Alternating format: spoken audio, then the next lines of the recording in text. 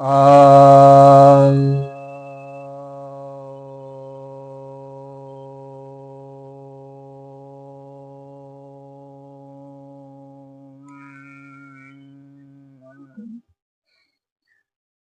सभी भक्तजनों को सप्रेम नमन। भक्तों, आज आपकी जिज्ञासा का समाधान लेकर आया हूँ। एक जिज्ञासा आई है कि हिंदू शोभा यात्रा और त्योहारों पर मुस्लिम आक्रमण से कैसे बचा जा सकता है।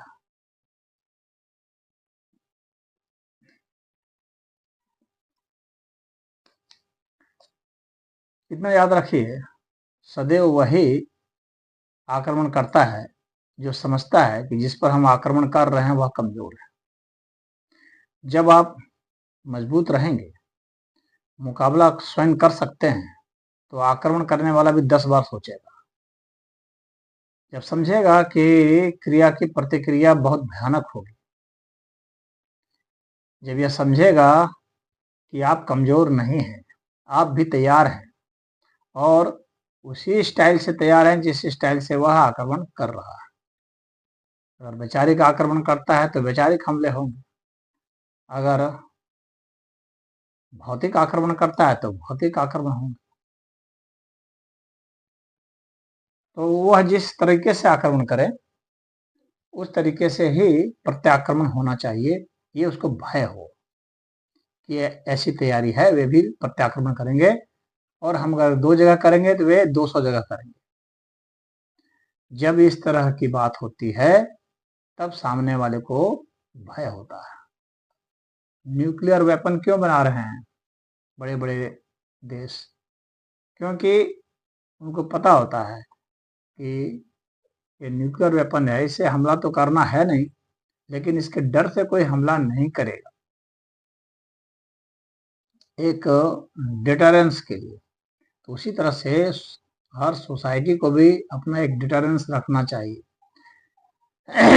तो इसके लिए जो है एकजुटता जरूरी है। एकजुटता के अलावा आपके पास खुद ही सारे हथियार होने चाहिए जिससे कि आक्रमण प्रत्याक्रमण होता है। और जो जैसी भाषा समझता है उसको उसी भाषा में जवाब भी दिया जाना चाहिए। तो पहली बात तो यह है। दूसरी बात यह है कि सरकार को नियम बनाना चाहिए कि जो यात्राएं हैं, शोभा यात्रा है या त्योहार है, तो उसकी सुरक्षा का इंतजाम कैसे हो। जहाँ से आक्रमण होते हैं, मान लीजिए मुस्लिम क्षेत्रों से आक्रमण होते हैं, तो उधर से जुलूस निकलना है तो उस क्षेत्र में पहले से ही रेकी होनी चाहिए।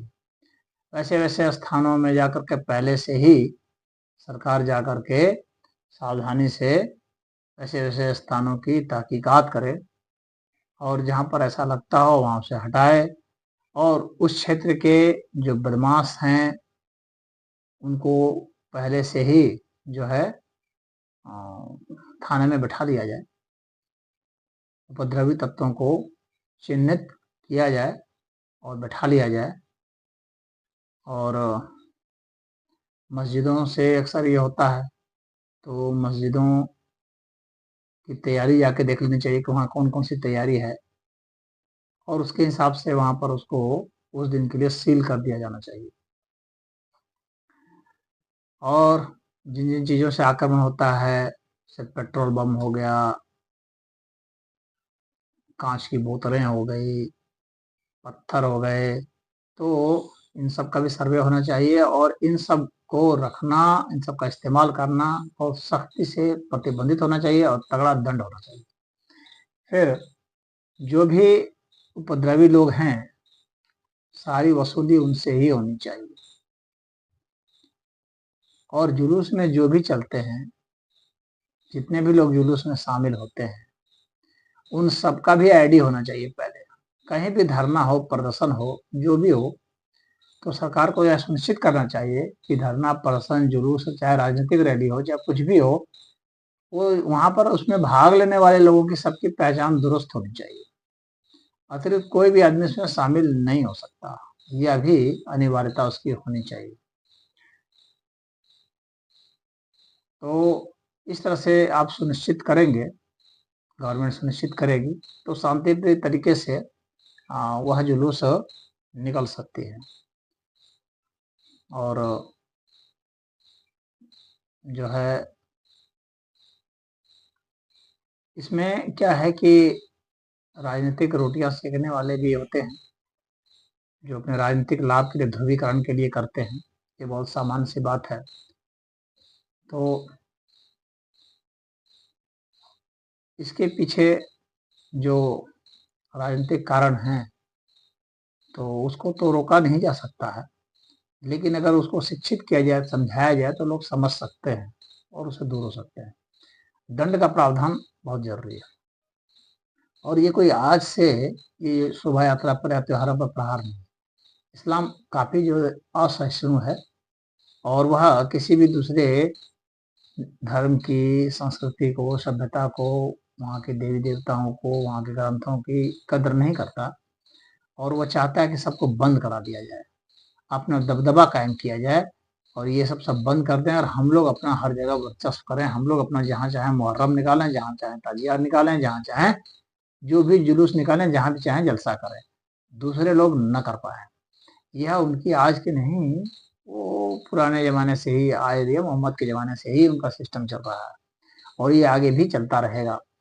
तो यह जो है, ये सभ्यताओं का युद्ध जो है, संस्कृतियों का युद्ध, धर्म का युद्ध, मजहब का युद्ध, कह लीजिए संप्रदाय का युद्ध, ये चलेगा। ये रुकने वाला नहीं है। सच्चाई तो यही है, बहुत गहरी सच्चाई बता रहा हूँ, यह रुकने वाला तो है ही नहीं। आप तैयार करेंगे अपने को, अपने समाज को, तो आप बच सकते हैं।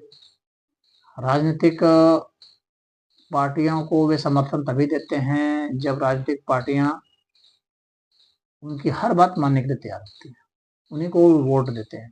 जब उनकी जनसंख्या, इसीलिए वे अपनी जनसंख्या बढ़ाने पर जोर देते हैं, जब उनकी जनसंख्या बढ़ जाएगी बहुत, तो हो सकता है कि सरकार बना लें, और वैसी स्थिति में फिर जो मुश्किल करेंगे। तो इसलिए उस मुश्किल स्थिति को समझते हुए हिंदुओं को उसका काट करना चाहिए, और उनकी घर वापसी का प्लान बहुत तेजी से करना चाहिए, और उनके जो विचार हैं उस पर सैद्धांतिक आक्रमण करते रहना चाहिए। और जो मदरसे वगैरह हैं जहाँ पर कि इस तरह की ट्रेनिंग दी जाती है, तो ऐसे मदरसों को सरकार जो है बंद करे, जहाँ पर कि इस तरह की ट्रेनिंग दी जाती है जो न देशभक्त बनाता है, न दूसरों के प्रति अच्छी भावना सिखाता है, ना कोई ज्ञान विज्ञान की बात बताता है। तो वैसे मदरसों के चलने का लाभ ही क्या है, जहाँ सिर्फ घृणा ही परोसी जाएगी। तो वैसों को बंद किया जाना चाहिए, या कम से कम सरकार उनको फंड न करे, और उनको जहाँ से बाहरी से फंड आ रहा है विदेश से, तो उसकी भी जांच हो। जिनके जिनके पास पैसे जाते हैं, तो जिसे कि यह पैसा दे करके भी फेंकवाया जाता है,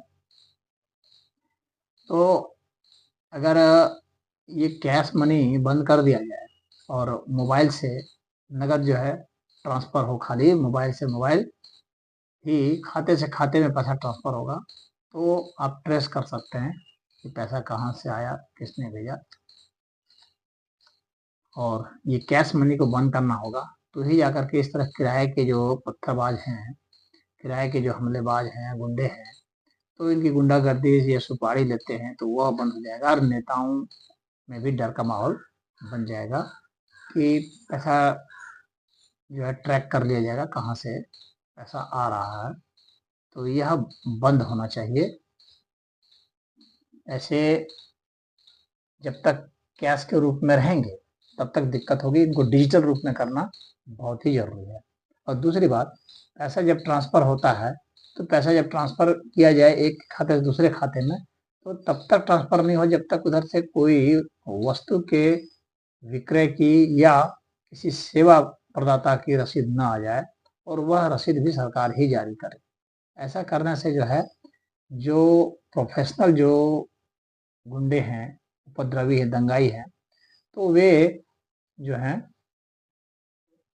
थम जाएंगे, रुक जाएंगे, फिर उनकी बुद्धि काम नहीं करेगी और हम एक भ्रष्टाचार रहित स्वस्थ समाज, दंगा फसाद रहित स्वस्थ समाज की परिकल्पना कर सकते हैं।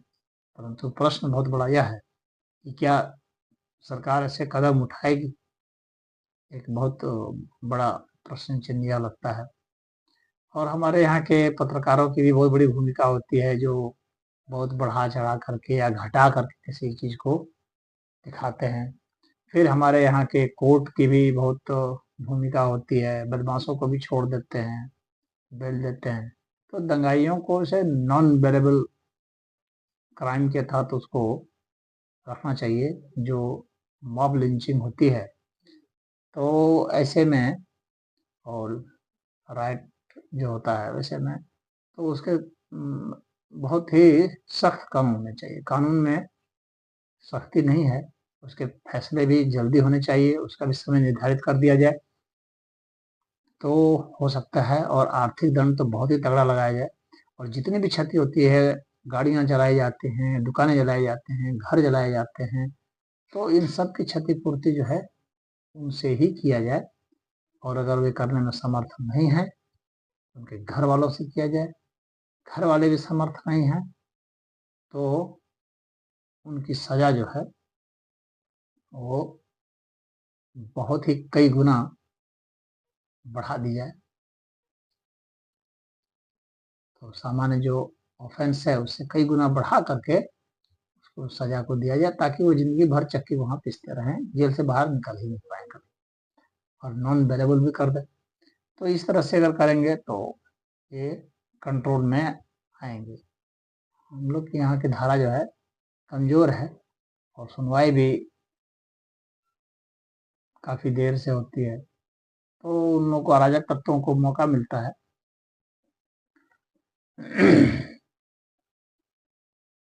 तो कानून का सख्त होना, अनुपालन उसका कराना, और सब जगह जो है वह कैमरे वगैरह लगाए जाएं, विशेषकर जहाँ से शोभा यात्रा को निकलना है उस तरफ जो है वो कैमरे लगाए जाने चाहिए, और हैवी डिप्लॉयमेंट भी होना चाहिए, ताकि जो है करने वाले दंगा फसाद भी थोड़ा हिचके, उनको डर लगे कि भाई हम पकड़ लिए जाएंगे तुरंत ही। तो ये सब करने से जो है बचाव हो जाएगा, मैं समझता हूँ। हरिओम।